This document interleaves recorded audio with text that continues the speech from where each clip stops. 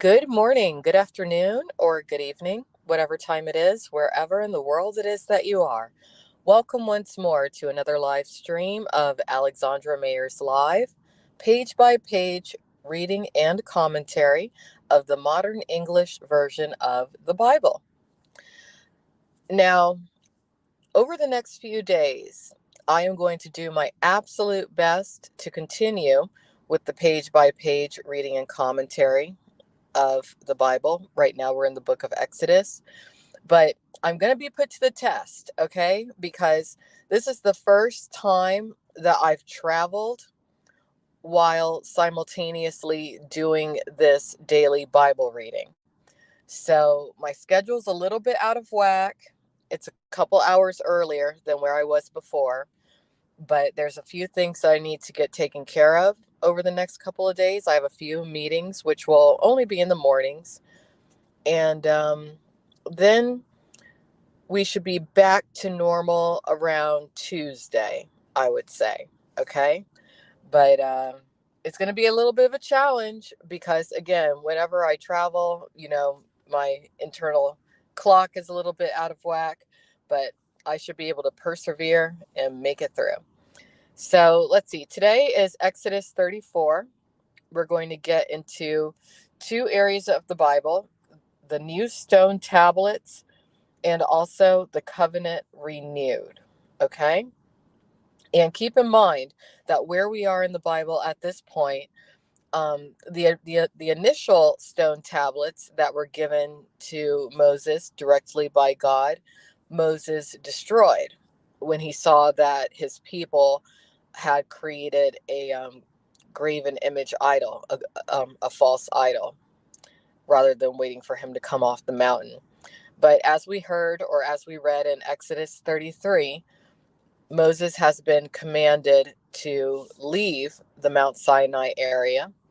He's got his tabernacle together, which is basically his tent that he has set up with various items that were constructed according to God's instruction, which will allow Moses to communicate directly with God while he's on the road, which is a really cool thing when you think about it, okay?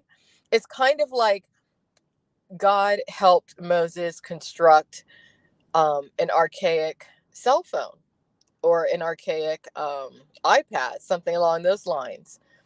It's a rudimentary form of a spiritual internet when you think about it, because before Moses had to traverse up Mount Sinai in order to meet with God, to communicate with God directly, but not anymore. Now he has the meeting tent, okay, where he has the ark essentially that he can utilize to communicate with God. It's very fascinating. Actually, one of many people's favorite movie franchises, Indiana Jones, centers one of the franchise movies centers around um, the Nazis during World War II seeking out the Ark of the Covenant. So some of you out there, you might want to check that out, Indiana Jones. I love Indiana Jones. When I was a little girl, I wanted to get into archaeology and be like Indiana Jones. And I guess it's not too late. Who knows? Maybe I'll just, after I'm done with this trip, I might just jump on another plane and head on over to Africa, never to be heard from again. You never know. All right, let's go ahead and get started. The new stone tablets, Exodus 34. Now, the Lord said to Moses, "Cut out for yourself 2 tablets of stone, like the first, and I will write on these tablets the words that were the first tablets, which you broke. Be ready in the morning, and come up in the morning to Mount Sinai, and present yourself there to me on top of the mountain. No one is to come up with you. Do not let anyone else be seen anywhere on the mountain, and the flocks or herds may not graze in front of the mountain." So he cut out 2 tablets of stone like the first, and Moses rose up early in the morning and went up to Mount Sinai, just as the Lord had commanded him, and took in his hand the 2 tablets of stone, And one thing I do want to note is that in the previous chapter of Exodus, Moses finally got to see a bit of what God looks like, but from the rear, not from the front. God will not allow Moses to see his face. The Lord descended in the Lord descended in the cloud and stood with him there, and proclaimed the name of the Lord. The Lord passed by before him and proclaimed, The Lord God, merciful and gracious, slow to anger, and abounding in goodness and truth, keeping mercy for thousands, forgiving iniquity and transgression and sin, but who will by no means clear the guilty, visiting the iniquity of fathers on the children and the children's children, to the third and the fourth generation. Moses made haste and bowed to the ground and worshipped. He said, If now I have found favor in your sight, Lord, let my Lord, I pray, go among us, for we are a stiff-necked people. Pardon our iniquity and our sin, and take us for your inheritance. Then he said, Indeed, I am going to make a covenant before all your people. I will do wonders such as have not been done in the earth nor in any nation. And all the people among whom you live will see the work of the Lord, for it is a fearful thing that I will do with you. Obey what I command you this day. Indeed, I am going to drive out before the Amorite, the Canaanite, the Hittite, the Perizzite, the Hivite, and the Jebusite.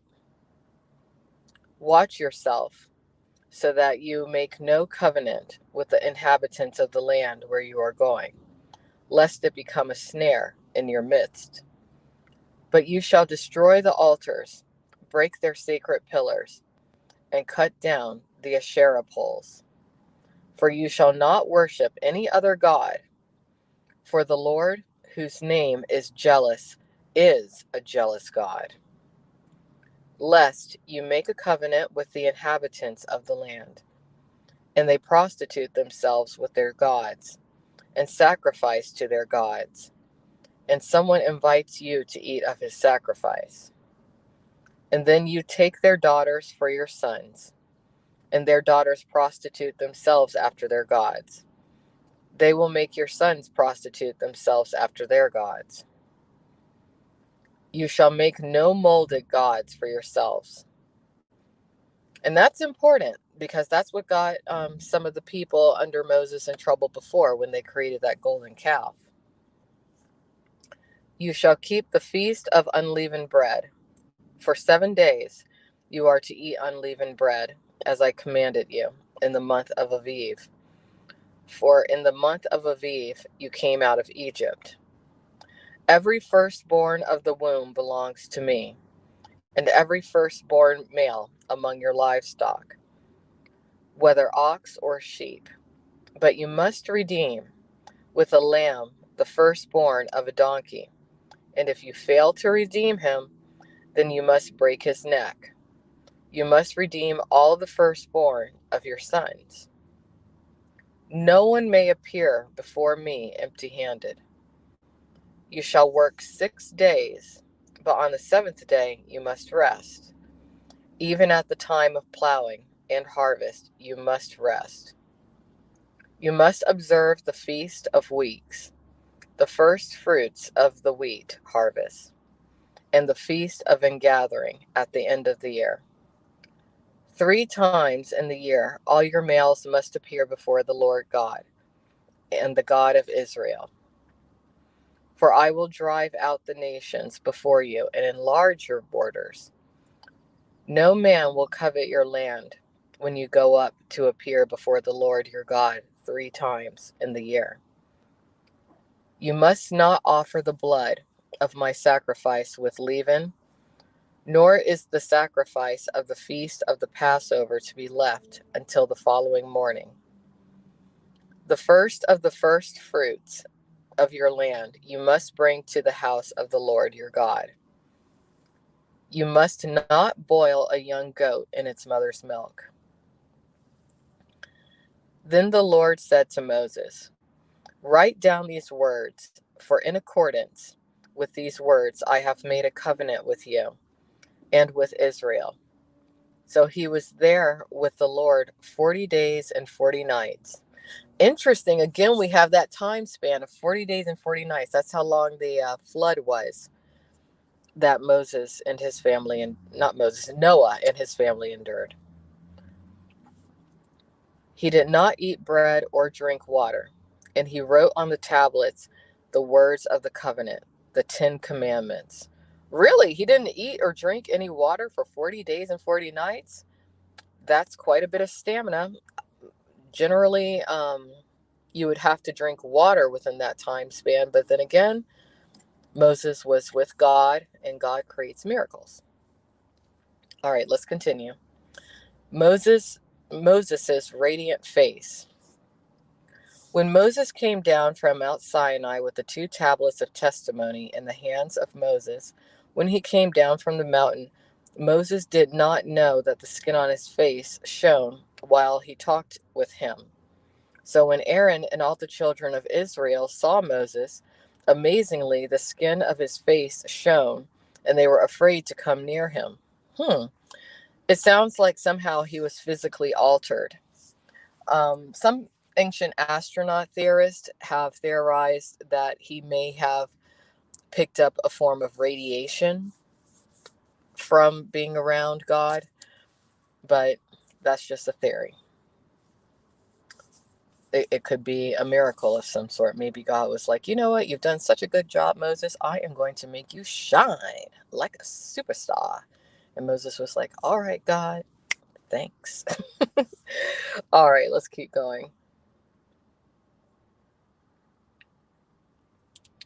So when Aaron and the children of Israel saw Moses, amazingly the skin of his face shone, and they were afraid to come near him. But Moses called to them, and Aaron and all the rulers of the congregation returned to him, and Moses spoke to them. Afterwards, all the children of Israel drew near, and he commanded them all that the Lord had spoken to them, or had spoken to him on Mount Sinai.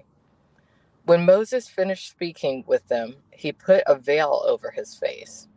But whenever Moses went in before the Lord to speak with him, he took the veil off until he came out. Then he came out and spoke to the children of Israel what he had been commanded. The children of Israel saw the face of Moses, that the skin of Moses' face shone, and then Moses put the veil over his face again until he went in to speak with him. Interesting. That's a very interesting element of Moses' story, that there was a apparent superficial change in his physicality, his face, from meeting with God, that this current time. This is very interesting.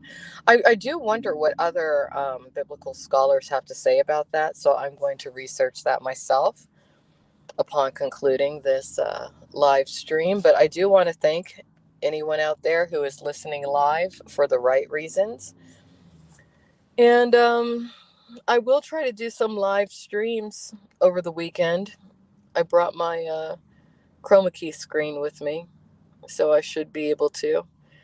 And that's about it. So everyone have a good day. I'm most definitely going to have a great next few days. And I will talk to all of you tomorrow. Bye-bye.